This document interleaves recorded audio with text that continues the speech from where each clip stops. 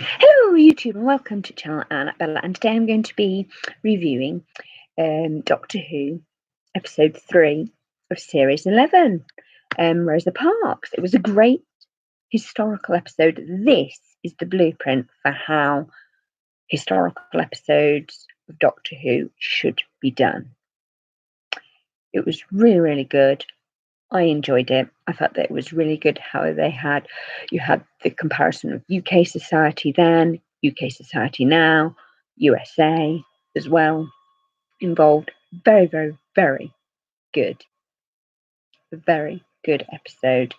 And in fact, the whole struggle with the guy that was trying to nudge history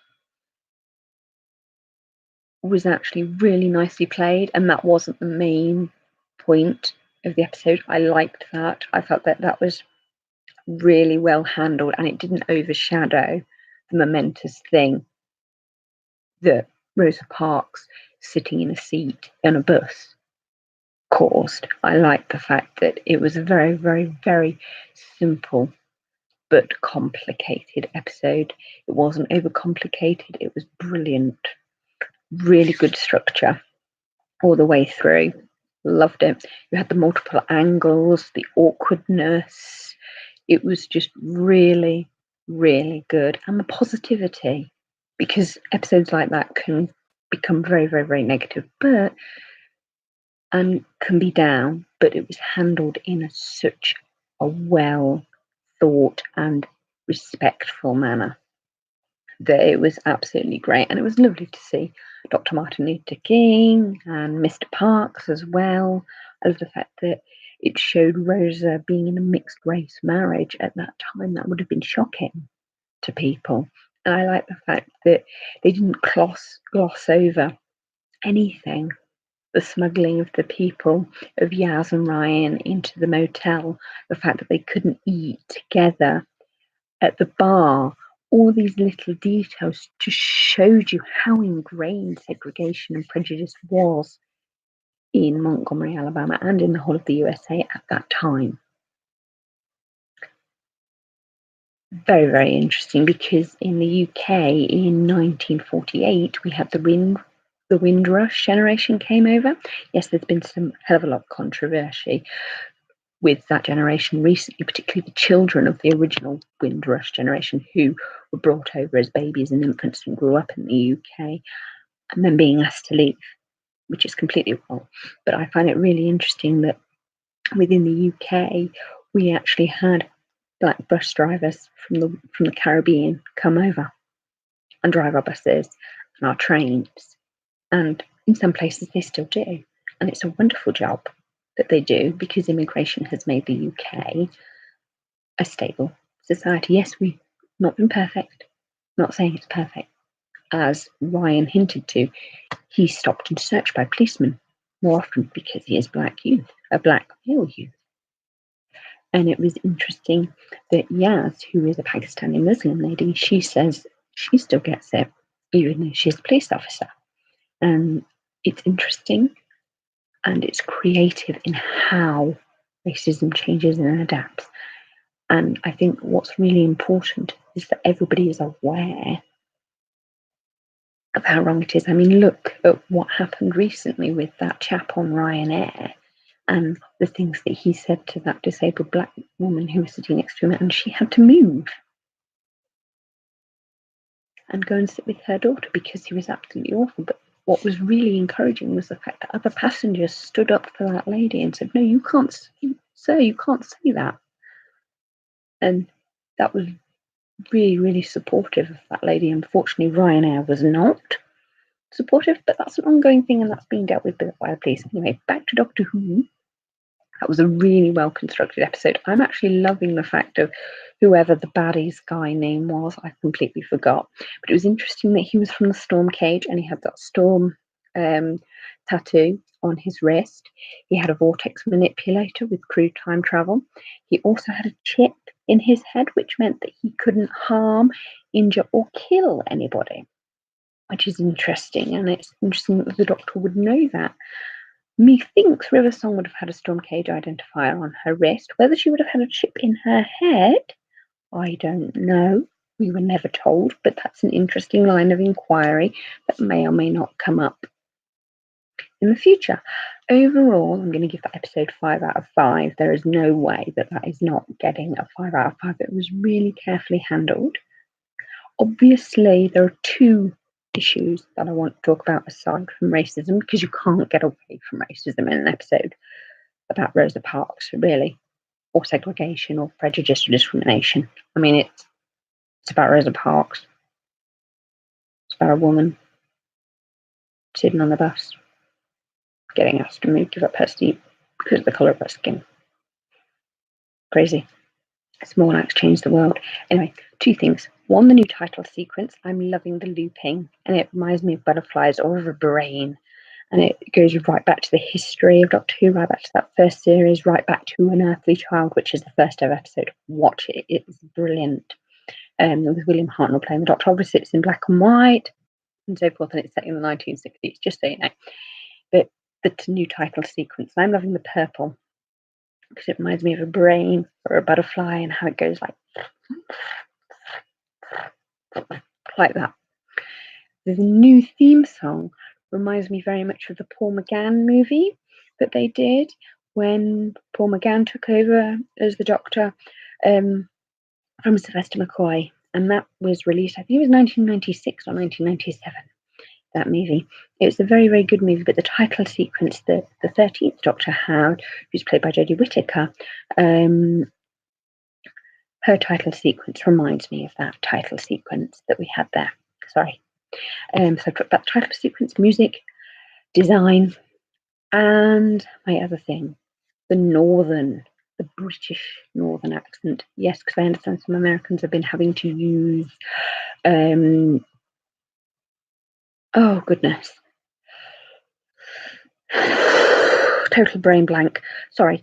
But I understand that some people have been using subtitles, there we go, on the screen to understand Yaz's northern accent and Ryan's northern accent and Graham's northern accent and Jodie Whittaker, who plays the 13th Doctor, northern accent. Yes, they're from the north. Hey, the sonic screwdriver is made with Sheffield steel spoon. If you have trouble with the northern accent, then I guess you don't want to see, let's see, Full Monty with Sean Bean. Has that got Sean Bean? No, don't think that has. Scratch that. Delete that. But it is set in the north, and I believe it is Sheffield. Billy Elliot. Yes, there's a lot of northern English. Peter Kay, though he's more sort of like Middle England, though slightly north. So sue me now. Peter Kay's a comedian, for those that don't know.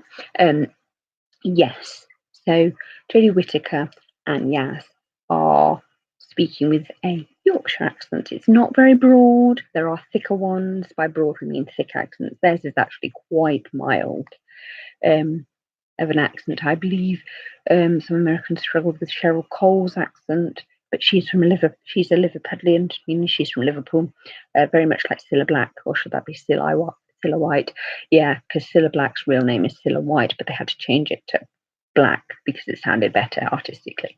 Yeah, the weirdness. And then that led to her father get a lot of jokes, apparently, in the pub, because apparently he didn't know whether he was black or white, which brings us back to Michael Jackson, which is, yeah.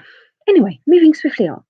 Yes, so there are lots and lots and lots of interesting things. Overall, the episode was really well written. I think that is the way forward for Doctor Who and historical episodes, because overall, Doctor Who's modern Doctor Who and historical episodes has been abysmal.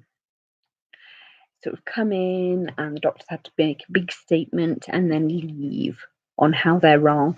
Though I have to say, Vincent Van Gogh episode is a rare exception, but that's when you focus on one individual character. And I think Rosa Parks is another one where it works well, where you actually allow that individual to be that special, unique individual, and the Doctor just is there as a support. He's the secondary character. And Jodie Whittaker as the 13th Doctor, she was exactly that. She says, we're not going to interfere. We need to let history happen as it should happen, and we need to keep history on track, not change it, not alter it in any way. And I think that's the way forward a Doctor Who and these historical episodes, it is so that he can hold it up. And I'm loving the fact that the Doctor's got Elvis's phone number, and then Elvis gives it to Frank Sinatra. Yeah, I think that's great because that honours the time period. Anyway, I hope you've enjoyed this review. Yes, it is short. Yes, some people aren't going to like this episode because it's going to speak to them in ways that they're just not comfortable with. Don't be racist, as this episode clearly shows it's wrong. There's a long way to go with racism, but as long as people support each other and are generally positive, I think we're going to be okay. But change is difficult and hard, and it takes a lot for people to process. And I think you have to be understanding with people, because particularly older people, because what was okay when they were a child is not what is okay now. And that's not to give them a break, but it's to actually give perspective to the issue.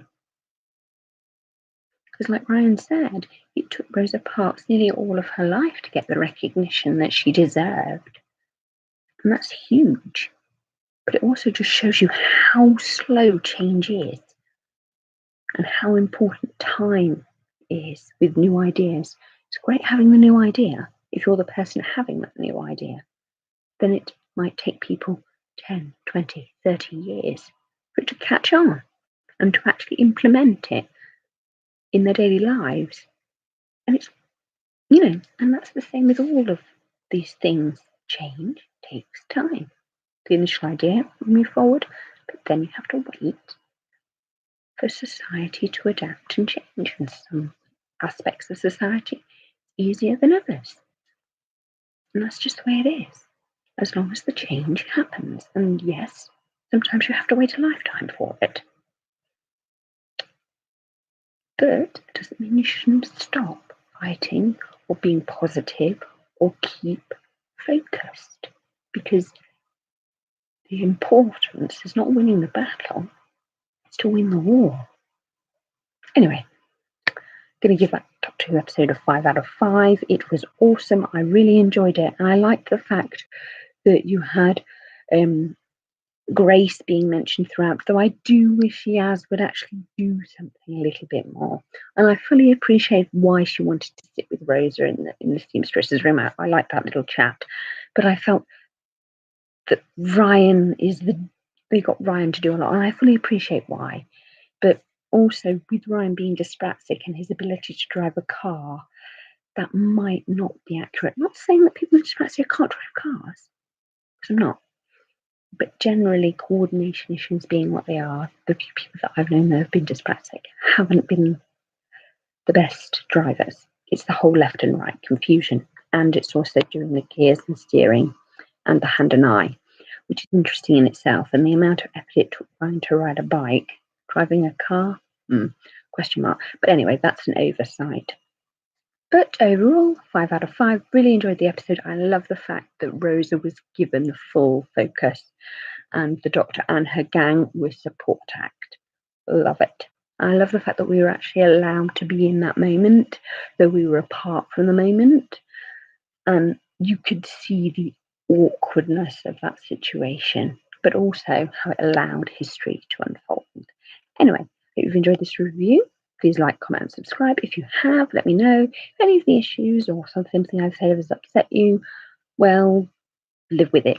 You have to cope. Find methods of coping. And I hope you enjoy the next episode, because it looks like we're going to get the arachnids again.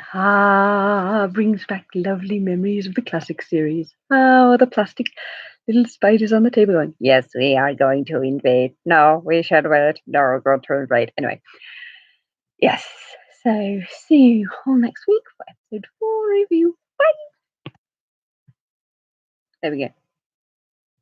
It's still playing. Click end stream. Maybe that will help. Bye. Yes, I want to end the stream. Bye, everyone.